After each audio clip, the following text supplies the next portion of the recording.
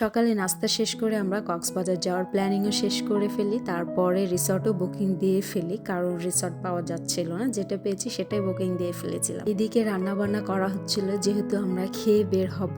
আমরা তার আগে রেডি হয়ে যাই, রেডি হয়ে তারপর খেয়ে আমরা বের হব। তার আগে বলি, দুপুরের মেনু ছিল গরুর মাংস, মুরগির মাংস, মাছ ভুনা, তারপরে সালাদ, আরো অনেক কিছু ছিল। তারপরে আমরা বের হয়ে পড়ি, কারণ বাসা থেকে বাস স্ট্যান্ডটা একটু দূরেই ছিল, যেতেও সময় লাগবে। যেহেতু আমরা রিসর্টটা 2 রাত 1 দিনের জন্য বুকিং দিয়ে ফেলেছিলাম, তাই আমাদেরকে আজকে রওনা দিতে হয়েছিল। তার আগে বলি, আজকের ভিডিওটা আমার একটু লং হবে, তাই সবাই দেখবা। আমি প্রত্যেকটা ব্লগ কিন্তু তোমাদের সঙ্গে শেয়ার করব।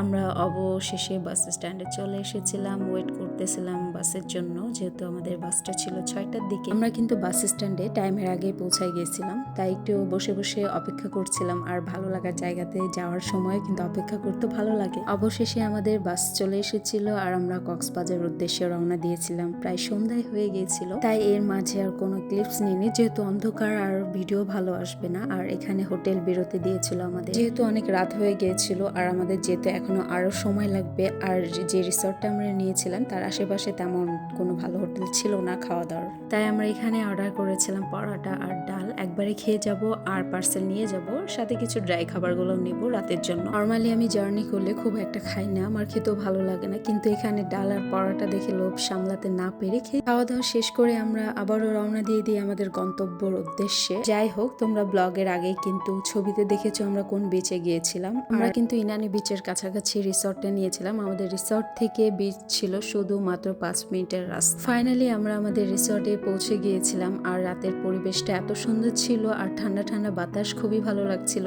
নেক্সট ব্লগে থাকবে রিসর্টের সকালের ভিউটা নিয়ে, রুমগুলো কেমন ছিল, কত টাকা করে বুকিং ছিল, সব নিয়ে ডিটেলস একটা ব্লগ তোমাদের সঙ্গে শেয়ার করব। আজকের এই ব্লগটা যারা সম্পূর্ণ দেখেছো তারা কিন্তু কমেন্ট করে জানাতে ভুলবে না কেমন লেগেছে। আল্লাহ হাফেজ।